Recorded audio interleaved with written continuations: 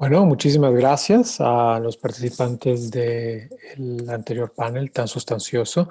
Ahora, con un pequeño cambio de registro, vamos a tener una charla más distendida, más ágil, ligera, si se quiere, la va a llevar nuestra coordinadora del programa de Justicia en México Evalúa, que es Mara Gómez. Es un gusto tenerla.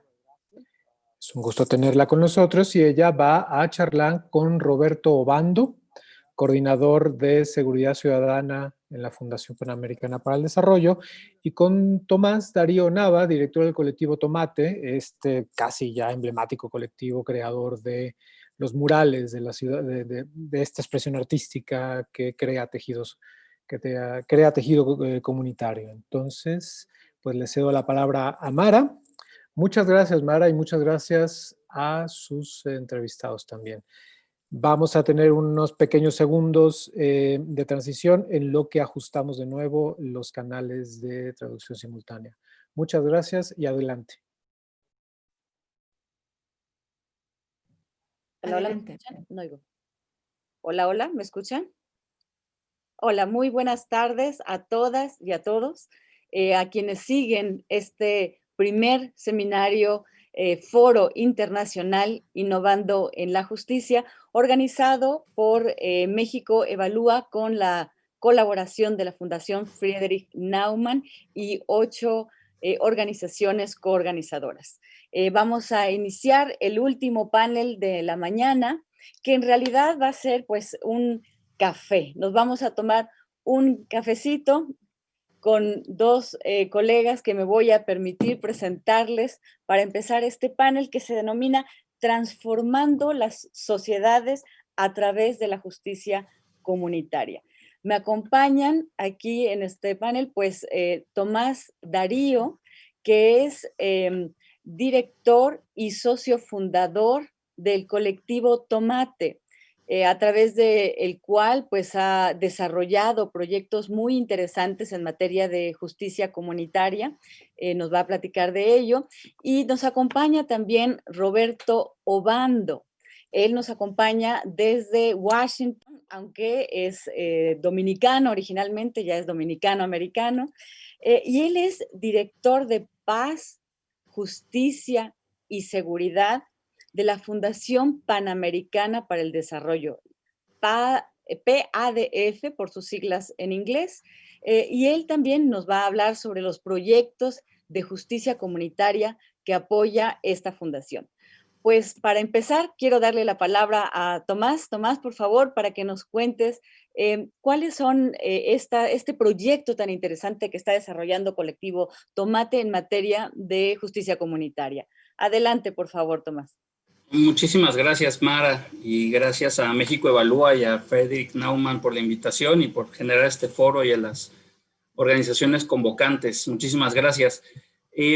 Pues a mí me gustaría platicarles de qué es Colectivo Tomate y el proyecto que ha estado realizando en México, que se llama Ciudad Mural. Colectivo Tomate es una asociación civil que busca conectar a las personas a través del diálogo, la participación y el arte. Y generamos un proyecto que es el que estamos haciendo en distintas ciudades en México, que se llama Ciudad Mural. Y Ciudad Mural de lo que trata es de llegar a una comunidad, invitar a las personas a participar en un proyecto, y en este proyecto lo que vamos a buscar es que se cuenten las historias que son importantes para las personas, las historias que son importantes de lo que han vivido, de este lugar en donde viven específicamente, qué han aprendido, qué historias o leyendas han heredado de sus abuelas y sus abuelos, y estas historias van a ser compartidas hacia la comunidad.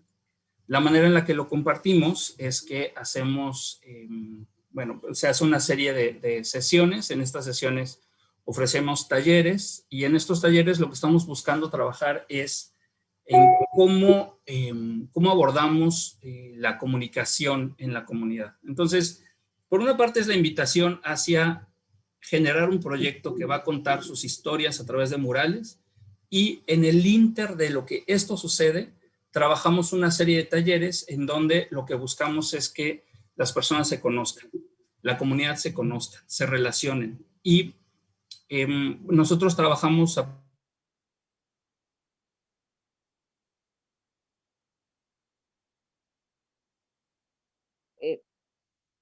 desarrollada por el doctor Marshall Rosenberg, los métodos eligitivos de transformación de conflictos, que es esta propuesta de Jean-Paul Lederach en el tema de manejo de conflictos, y los entendimientos transracionales, que es una propuesta de rational understanding that Dr. Wolfgang Friedrich of the University of Kingston developed. So our approach to people is, let's get to know one another. Let's share sessions in this community, and then we will strengthen relations between people. We're working on effective nonviolent topics, dispute settlement, conflicts, and we hold participatory dialogue so that people can propose community projects that they have discussed amongst themselves and what is important and is of concern to us in this community. Those of us who have worked on topics of justice at the Supreme Court for many long years, we tend to think that justice is in the courts, that only through going to the court can it be resolved. We think about lawyers, we think about justices, and we think about the justice system. And then we start hearing of different mechanisms, such as restorative justice that we discussed in an earlier panel today, and this other kind of justice, well, it doesn't come to mind, says the speaker, but community justice is what we are discussing here. Tell me, does this have to do with preventing conflict? Are you preventing or resolving conflict?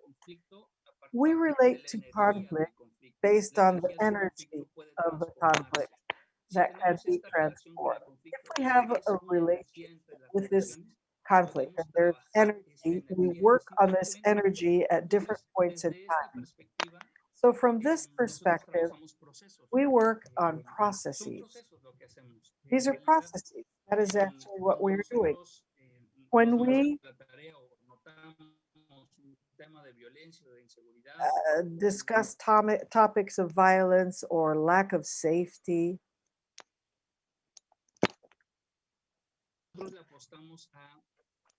then we have decided that to strengthen trust and strengthen relationships is going to give us another way of dealing with the community and relating to the members of the community. You must be able to talk about it and say, I know who this person is now. I know these people. I have met them through this community endeavor. And there was a talk about two neighbors who had a dispute because of the trash depositing. So once I know you, I have been with you in another space, another place, relaxed, and we have had good rapport, then the relationship changes, the dynamics change, the point of tension changes, rather than just two strangers having a dispute over something. Here we have this lack of connection between people, which is what we are grappling with.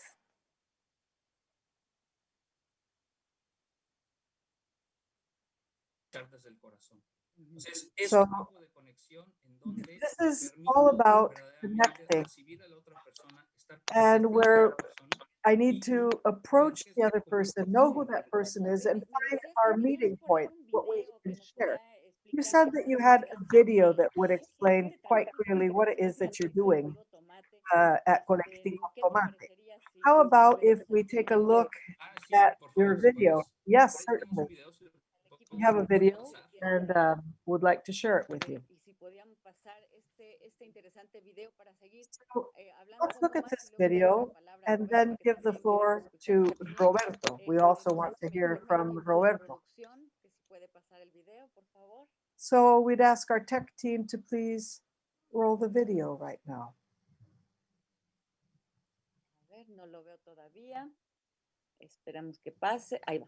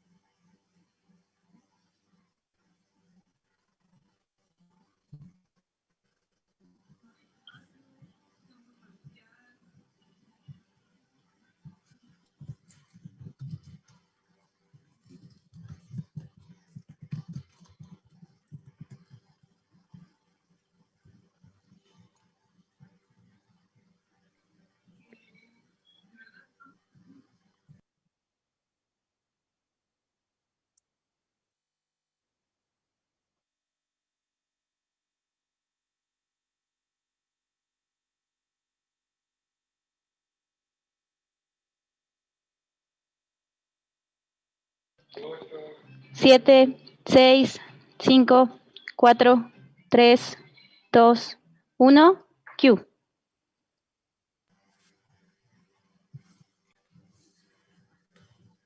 No solo es, lo estoy viendo todavía, no solo es pintar por pintar. This is not just painting for the sake of painting. This is really, really wonderful, very cool.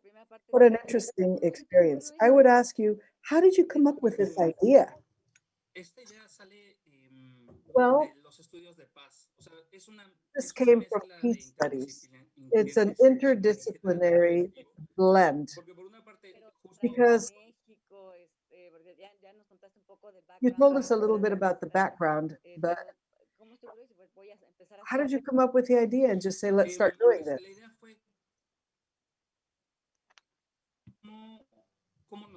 Well, it was more about connecting. We connected and we launched an invitation to tell our stories and carry out an aesthetic process.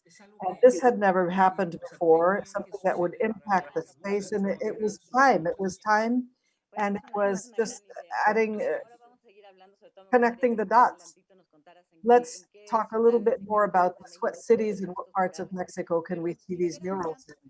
But now, let's talk to Roberto a bit.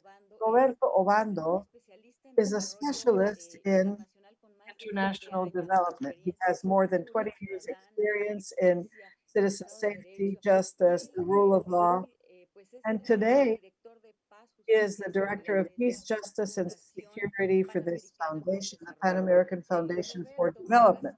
Roberto, thank you so much for being here with us. Can you tell us a little bit about the foundation first, and then talk to us about what citizen justice projects are you supporting at your fund? Certainly. Good afternoon, everyone, or good morning. I thank you for the invitation on behalf of PADF, the Pan American Foundation, Mexico, and all of the co-organizers of this important effort. Those who are co-sponsoring as well receive warm greetings from us. PADF was created over 55 years ago by the OAS, the Organization of American States. It's a purpose in mind of independently as a foundation, not directly as the OAS, being able to contribute to develop human development, social and institutional processes for all countries in the hemisphere through contributing with private sector, civil society, and governments. A joint endeavor. PADF has 4 thematic lines that it works on: democracy, governance, human rights, and economic opportunities, the environment, and resilience to natural disasters. And the 4th one, which is my honor to preside, is peace, justice, and security. Our thematic line, this latter one, is working and interlinking this with human rights, peace, democracy, and governance. And one is community justice, one of the links. Let me go back to what I said earlier, and that is that those of us who come from legal sciences backgrounds, sometimes we have a bias because of this type of knowledge. And we talk about justice, we tend to think about the judicial power or in legal service, the judicature. And there are several things that we must say here. First, the justice system, in formal terms for dispute settlement, is extremely costly. Let's start from that. Very costly. Secondly, regardless of how efficient it might be, at the worldwide level, it is in general very slow. The wheels are slow in turning. And third, aside from good state coverage, systems face many geographic access barriers to populations who do not live in major urban nuclei. And I'll tell you a story about that in a minute. And lastly, it is a mistake to allocate resources from the financial standpoint and public policy standpoint, a mistake to use such high-level resources to resolve problems that could be settled in a more efficient manner. Más barato que remediar, ¿no? But it is cheaper than remedy, right? Yes. But to use a judge or a prosecutor in one of our capitals to resolve the issue of the neighbor's dog barking during the night, and that to do that, you have to go through 3 different degrees of jurisdiction and First Circuit Court, and then all the way up to the Supreme Court if you're unlucky. And then, of course, the possibility of focusing on major cases, organized crime, yes, of course, homicide. So at PADF, what we have done in many countries that we have worked in themes of community justice, from school bullying, for example, creating mechanisms so that the police might not be reactive with a youngster who is practicing bullying, but that the same system might have dispute settlement mechanisms at the heart of mediation. Then do you mean between the youngster, the young person, the minor, who is doing the bullying and the recipient of bullying, create a dispute settlement mechanism? Yes, that there could be a dispute settlement mechanism accompanied by psychologists, social workers, teachers, etc. Another mechanism that we have supported the use of is the possibility of reaching where courts, by their very nature, can't reach. And I'll give you an example. At Buenaventura, which is a municipality in the Colombian Pacific, where the same as in other municipalities, there's a court. We carried out a study and we noted that major access barriers in some populations to reach the court, and I'll give you a concrete example, was that when we interviewed one woman who, to be able to access the court, had to travel by river on a raft for 3 hours. This is a riverine community. And the cost of the raft per passenger was approximately $50 each way. So that's $100. Well, impossible, of course, because precisely that generates a lack of access to justice. And after they arrived where the raft was, they would have to get onto a motorcycle and they would take her to the courthouse, and that would be $2 or $3 or $4 more dollars. So what happened there? Once in a while, once they reached the courthouse, they found that the person that she was supposed to meet, or he there, didn't work that day. So when you look at the fact that in the home of that person, average income is $150 or maybe $200, how can they spend all of that on one single outing to try to reach the courthouse? Something else that we have to note here is that,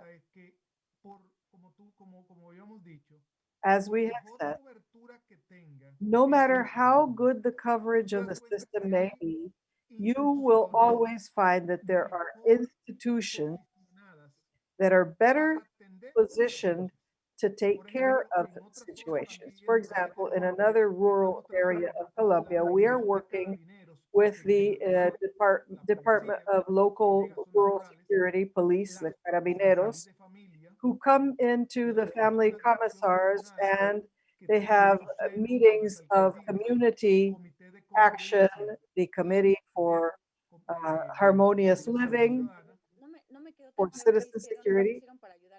What did you do? Let's go back to this woman who had to travel all this. It was so much money and time for her to reach a courthouse in her own municipality, not state, not national, well, federal Colombia and Mexico, national Colombia, federal Mexico. What did you do? What we did there was we worked with coordination mechanisms, interagency coordination mechanisms to achieve dispute settlement mechanisms without the need of the formal justice system stepping in, working with the municipality and the family commissars, local action, and the own police inspector's office. At the same time, we worked with the Ministry of Justice to take itinerant justice, that is, on wheels, with fairs for access to justice and mechanisms where we take justice to where the citizen needs it. Let me tell you what happens here. When we talk about community justice, we also note that sometimes to make sure that this actually transpires, you have to create synergy with other departments of social services. What does that entail? Could be the notary public, and health, or workers. So what have you done at, yeah, we've carried out drives, unified drives, where the state historically is not present. And so the citizen can perfectly go to visit the tent that the police are at, the municipal one, where they take care of registering land property, for example. But at the same time, there are health drives where there could be dental work being performed. When we talk about community justice, we must not envision this just as the solution of the difference that arises between two parties, but rather justice understood in the broadest of terms as harmonious and peaceful living, and the possibility of these social services reaching the greatest number possible of people who perhaps may not have this guaranteed for them. I would like to delve deeper into community justice and the concept and see if we can talk a little bit more about this. But at the same time, how do you measure what you have done, Roberto? Do you know how much influence you have had? And here is a small pause so that we can go back to Tomas and come back to the questions I had for you, Tomas. Where can we see murals performed by Colectivo Tomate and your beautiful and interesting mural city project throughout Mexico, really? In the states of Puebla, Querétaro, and Mexico City, San Nicolás, Monterrey, Saltillo, Tuxtla Gutiérrez, La Paz, San Cristóbal de las Casas, Sinaloa, Villahermosa, Morelia, Iztapalapa, Campeche, Tlajomulco, Bahía Banderas. And right now in Durango, we are holding a mural festival, and in Mérida, that has to do with sustainable mobility.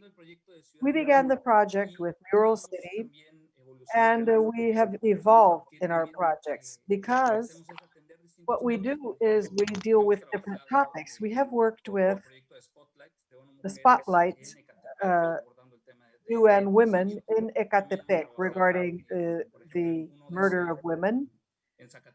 And we have worked in Zacatecas with the Undersecretariat for Crime Prevention. Those of us who work in Mexico City, just to give you an example, where can we see a mural there locally? In Ixtapalapa, in a province of the delegation of the city, in a precinct, 40 or 50 of them.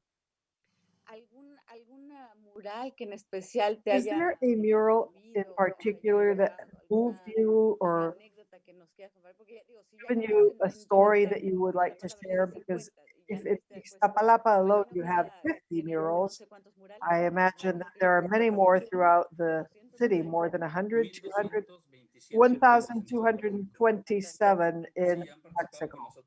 Yes, we've had 800 artists working with us, and we've been working for 10 years, and the mural that was of great impact to me, and I'd invite you to go take a look, is in the city of Monterrey at Cerro de la Campana. And this was a social process. We had sessions and community workshops to be able to summarize who we have been, who we are, and where we are headed. We created a mural called the Bird of Our Dreams, and the entire hillside was painted with it. So from one perspective, you can see 300 houses painted into a mural. I really recommend the one in Monterrey. Let's go back to basic concepts now, and I'd like to come back to Roberto with this. Let's continue talking, Roberto. Specifically, tell us a little bit more about your experience on community justice. I really like your explanation of the concept. And perhaps then tell us a little bit about how you measure the impact that these projects have and your interesting project in Mexico, Tomas. Go right ahead. Gracias. Mira, nosotros Look, they say that what you don't measure, you don't make. So, and I agree with that. We agree with that statement. We had to be very careful with the measurement of our results. We compared randomly in Trinidad and Tobago, where we compared what happened with violence in 5 neighborhoods that we intervened on versus 5 neighborhoods that were the control group, where there was no intervention from the program. And the evaluation sent us, gave us a reduction of factors against conviviality in general, that is a reduction of 7% with everything related to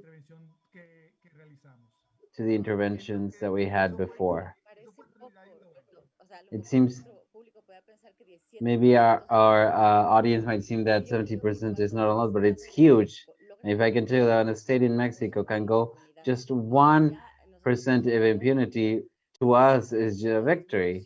So 70% in the decrease in the index of criminality is more than enough. And I wanted to highlight this in these neighborhoods mostly.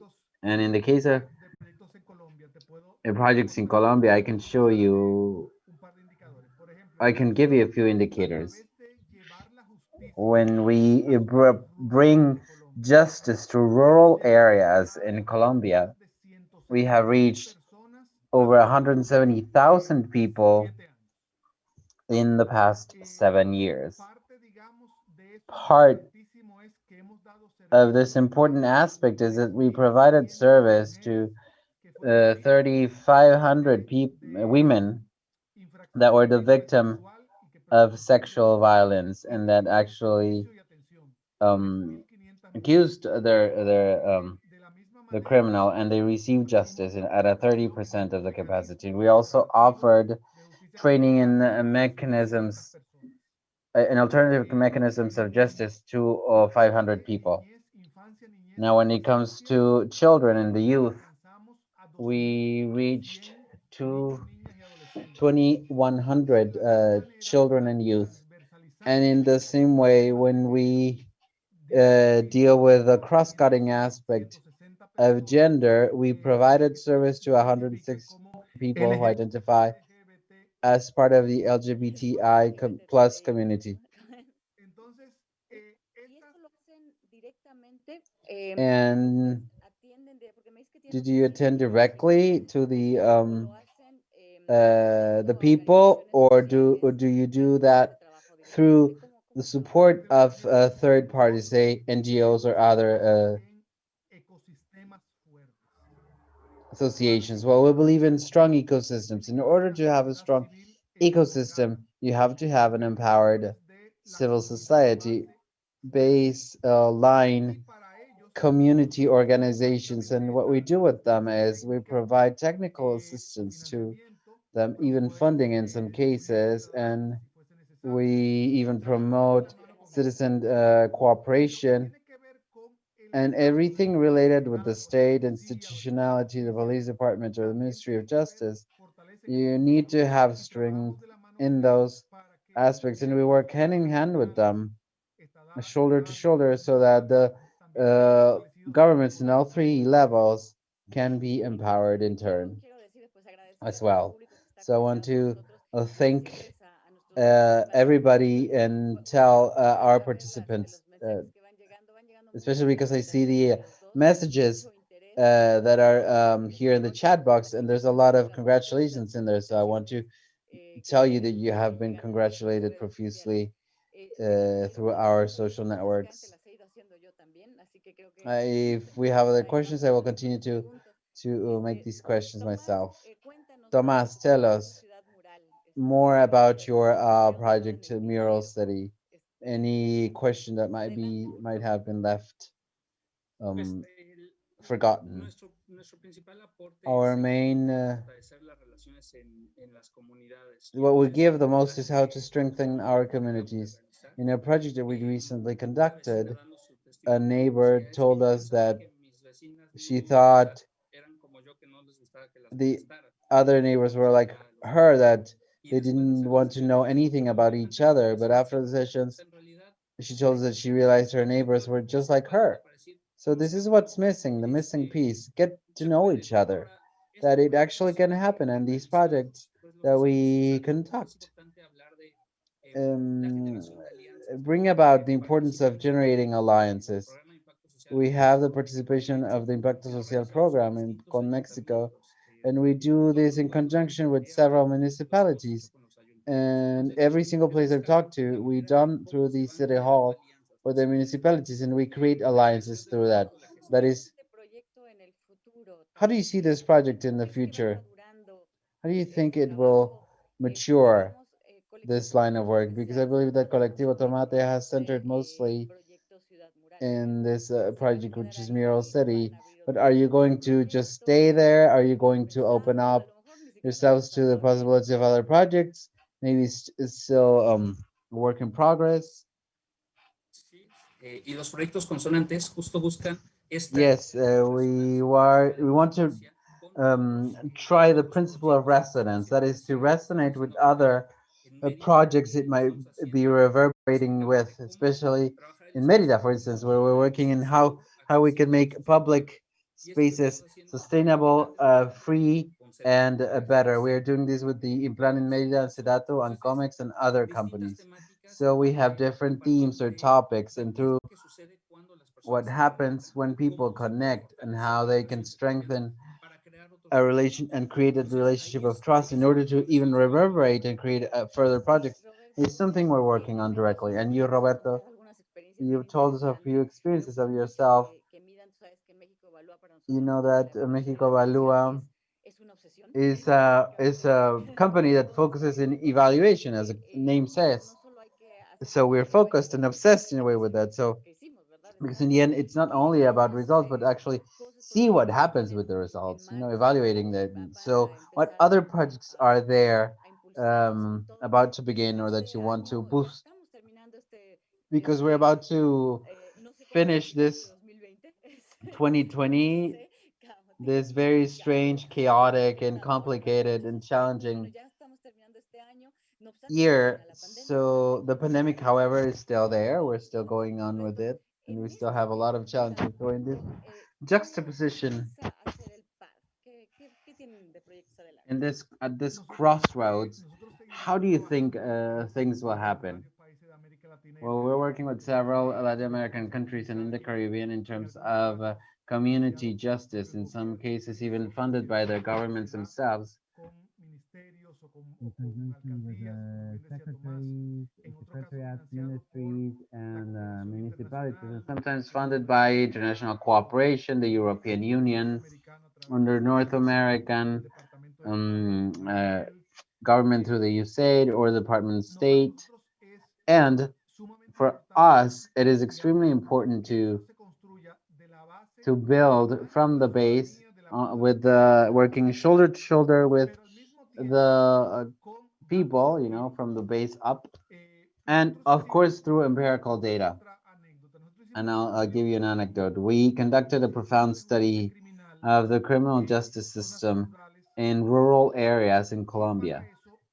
And for that, we wanted to look for dossiers and files of the criminal cases everywhere, and we read them profoundly, not only to understand the sentence to see whether a person was guilty or not, but also to understand the entirety of the context. In a particular case, there was a person that was sentenced to prison for attempted murder against another woman.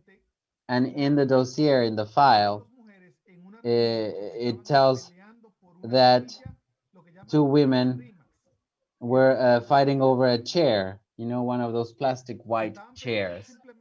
They were just fighting over a white chair, and that does not constitute attempted murder, right? So that means that the actual problem was never solved. As Thomas said, these were two people that saw each other as enemies. They didn't recognize each other as human beings. So conflict arises, conflict is afoot, and this in turn entails something that dealt with justice. And because the problem was not truly solved, a judge had to come in, an expert, forensic expert had to come in. So that ended up in prison, you know, for attempted murder. And this is what happens with community justice. These are aspects that we can solve with these approaches, and we can close these problems. And I say closing because people are sending me messages that we need to end this because we began a little late. So we will have new panels in the future. Unfortunately, to me, much to my chagrin, we have to close this panel. I want to thank all the people that are following us, not only in Mexico, but in the other countries that are involved, the people that have registered: Colombia, Ecuador, Costa Rica, Peru, the United States, El Salvador. Thank you very much for your presence. We will continue with this very first international forum, which is Innovation in Justice. And I want to thank our two panelists, your disposition to talk about community justice, which is extremely important to us nowadays. And I want to thank you once more for your presence. And with this, we close the panel. Bye-bye. Thank you very much.